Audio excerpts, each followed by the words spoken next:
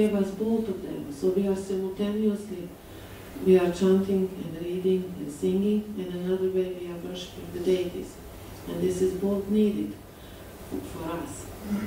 So we are, in this way, we are executing our Daivi Varnashrama, and we are going on in our devotional service.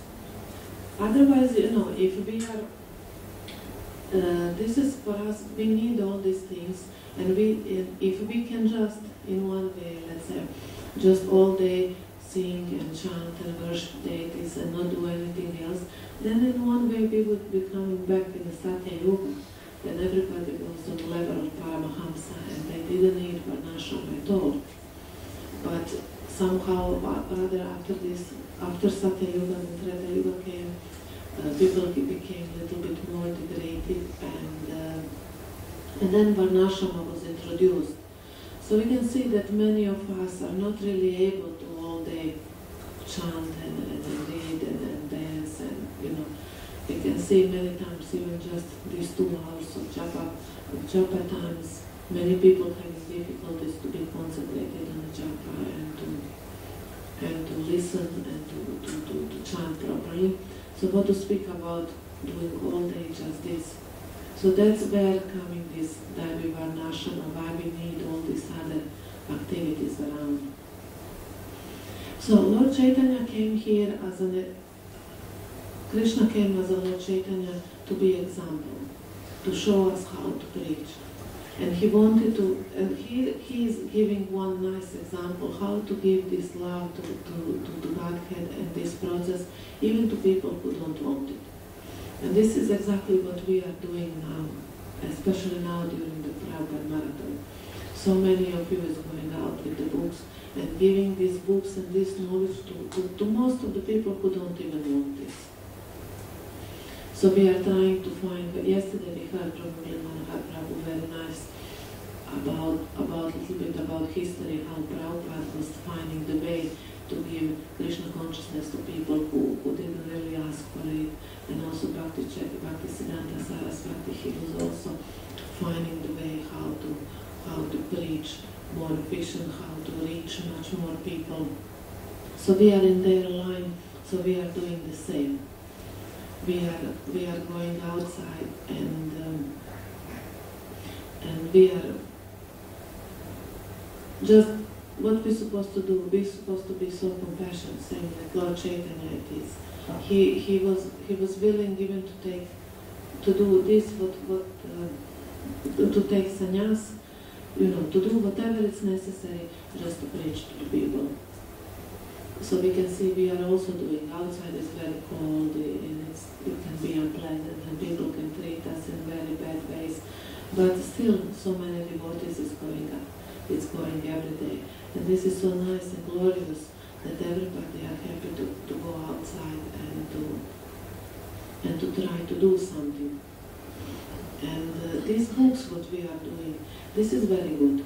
Because although it's nice to find some alternative ways how to preach, what to do, we also need to be considered, about how long will last these ways in what we are preaching. Because we can see books are here present for thousands of years. They're existing and people are still reading books. Doesn't matter what else, which other ways they are having of getting entertained or getting knowledge or something else. Books are still here. So that's the value of these books. And Prabhupada could recognize this, and Bhaktisiddhanta Saraswati, that books will keep value for a long time. Because if, for example, we took some other way, finding way how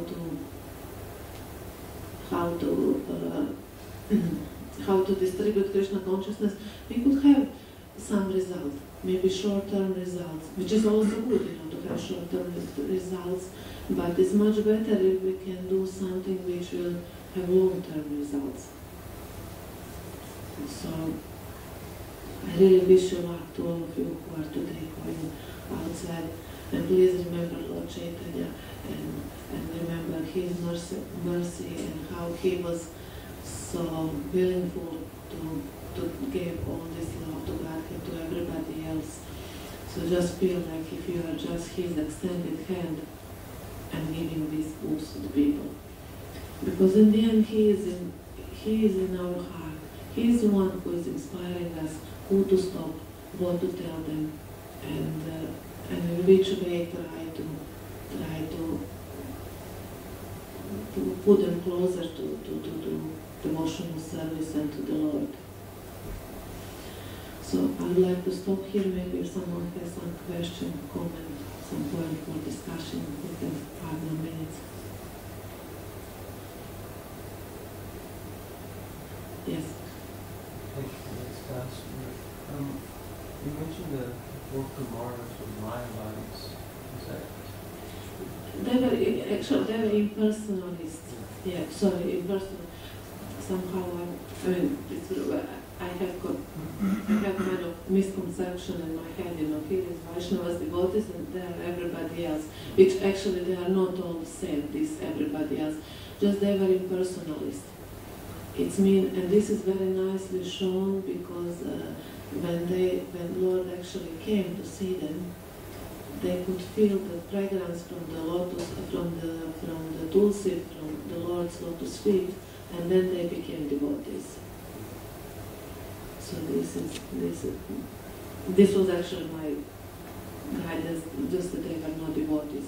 Because actually, if someone was Mayavadi, they would maybe not accept the Lord as the Lord, even when they see Him. You can see, for example, in Krishna book, there are some, or just in all Mahabharata and everywhere where we see Krishna, many people can see Him, have interaction with Him, but they are still not ready to accept Him as the Supreme Personality of Godhead. But they were not like this. They were ready and open to learn more, to find something more. And it's very interesting, this pastime, when this happened, because it's not really clearly explained whose fault was. Was it fault of 4 Kumaras, or this is for Jaya and Vijaya? It was just explained in the end, something happened, incident happened, and in the end everybody were sorry. Everybody were apologizing to somebody else. And just showing us by example how when something happened, whatever happened, whichever fault it is, it's very nice, if we are just trying to facilitate, make things, that we are not stick to this, what wrong happened, to making clear that we are really right, what we did, and it's supposed to be really like that. That is, they were afraid that they did wrong. When they heard Jaya and Vijaya, they could realize they are the servant of the Lord and we curse them. So they were ready that maybe they will go out of hell because of this. And from another side, Jaya and Vijaya, they could see, okay, we were cursed. But they are also happy to, no, maybe not happy, but ready to accept this curse, just they wanted to never forget the Lord. Because this is actually what is important. In whichever circumstances we find ourselves, we should think of the Lord. And that's why I also say it's Lord Chaitanya or any other devotees, it's no need to accept sannyas. Because for devotees, it doesn't really matter where devotee is, in which circumstances. Because we can see in Srimad Bhagavatam so many examples of different kind of devotees. We can see examples of devotees who are very poor, who are very rich, who are sannyasi, who are family men, people who used to be fallen. We can see story of all of them. There is no any obstacle if someone wants to be devotee. Even Prahlad Maharaj, he was in such a bad position. He was born in demoniac family. He's supposed to be demon.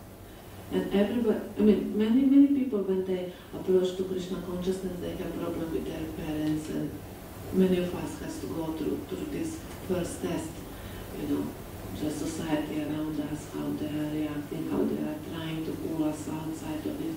But what was with him? He didn't have any association of devotee. He was just in this very unfavorable position, and he was still Krishna conscious. And so we can see, many different examples of devotees in any situation. So it's not important at all whether someone is Brahmana, Kshatriya, Vaishya, Shudra, Sannyasi, Vanaprastha, Grihastha, or Brahmachari, or even, outcast, completely outcast. Whatever person is, there is a chance. It is also saying, I think it's in Christianity or somewhere else, that every saint has a past and every sinner has a future.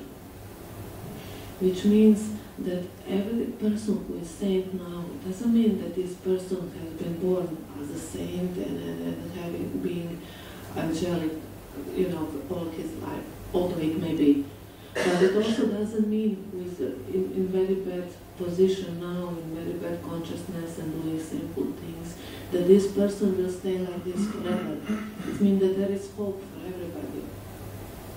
So when we see people outside, it's good if we are not judging people. If we are not thinking, okay, this one is maybe good, this one, I don't think he will take. We never know who is proper candidate, who is ready. And also a person doesn't take book. We can maybe some people need, many people to approach to them before they will be ready to take book.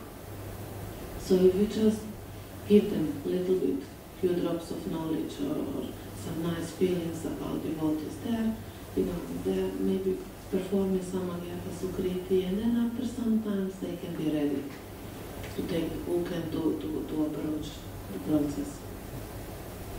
Okay, now it's 8:30, so have a nice day. Shri Chaitanya Charitamrita ki, Srila Prabhupada ki, God Pranamati.